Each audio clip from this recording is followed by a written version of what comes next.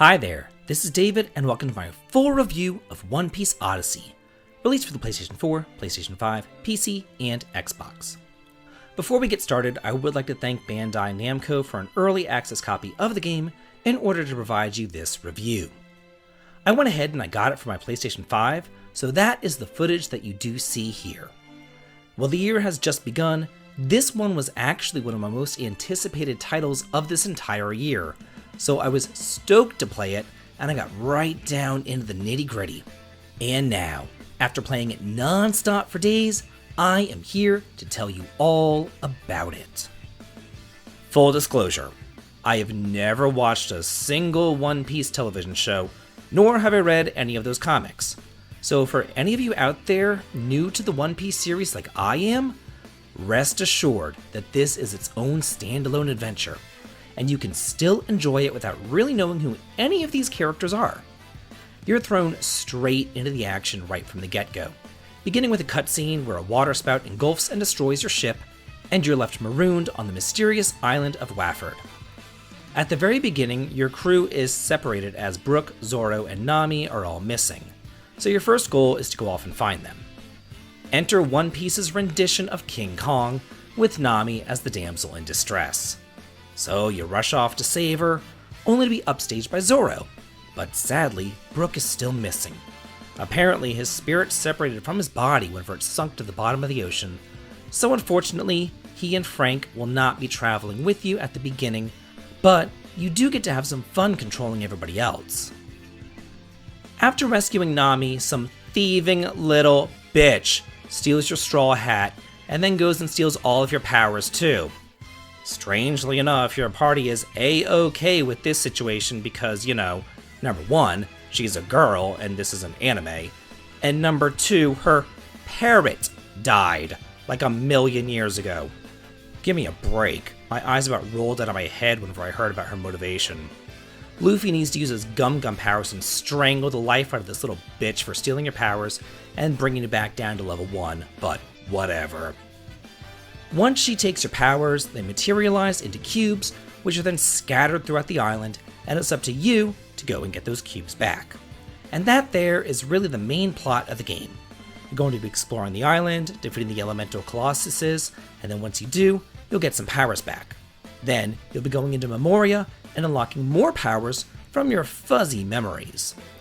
Also, scattered all throughout the island are cube fragments, which you'll need in order to level up the skills that you learned from fighting the bosses. While you're traveling out and about searching for all those cubes, your characters are going to be talking amongst themselves in Japanese.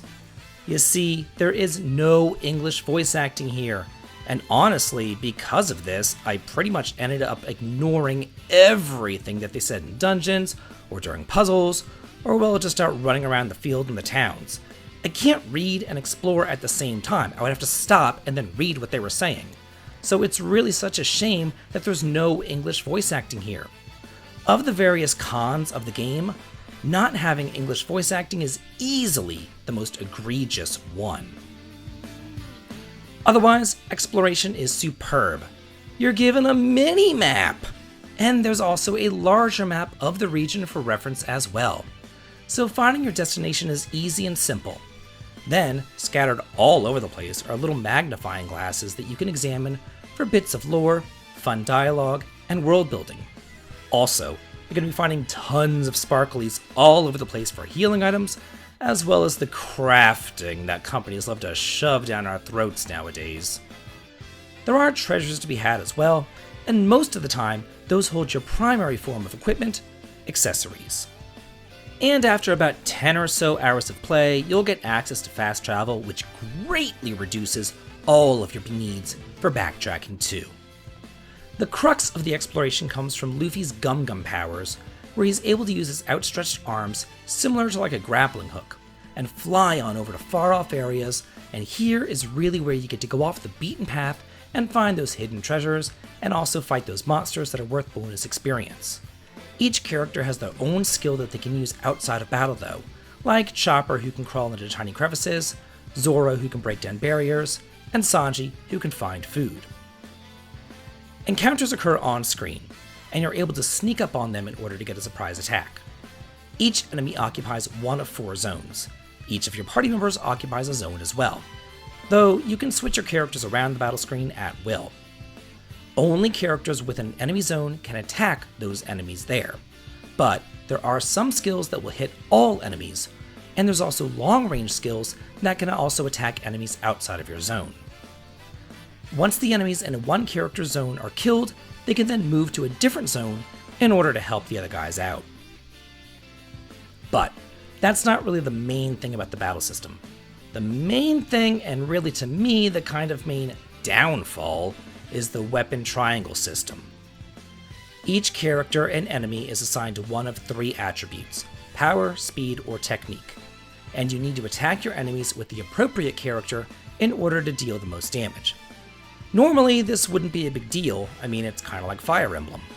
Only here, you're constantly going to be changing your characters in and out of battle to exploit the weaknesses, which does bring some problems of its own. Number 1. The actual weapon triangle thing doesn't stay on the screen at all times, it kind of comes and goes. Also, you can't see what type an enemy is unless you target them. And you know me, I have the memory of a fruit fly, so I wrote the weapon triangle thing down on a piece of paper and was referencing it constantly, like multiple times per fight, just to remember what type is strong against which type. Then, you're going to be targeting them to see what type they are, because that doesn't show on the screen all the time either. So you need to target, see what they are, then untarget, look at the piece of paper with the weapon triangle, then switch your party around to get the right type just to use a single attack. It is a bit much, but after a few hours I did get used to it and it did become second nature, but at the beginning, damn, it is annoying. Otherwise though, if you do get the hang of it, thanks to the fast forwarding features, battles really are lightning quick, and loading times on the PS5 are super fast as well. Do be warned though, there is no difficulty selector here. You're stuck on the 1, and I found it to be on the easier end of the spectrum, which is kind of a nice reprieve from all these Dark Souls clones plaguing us nowadays. Sometimes during battle, you'll be given special objectives to complete, and you'll also get bonus experience for completing them. Stack that on top of the 30% bonus experience that you get from throwing a party, and grinding really isn't a thing. I mean, there were times whenever I gained 2 levels in one battle. I was really kinda shocked.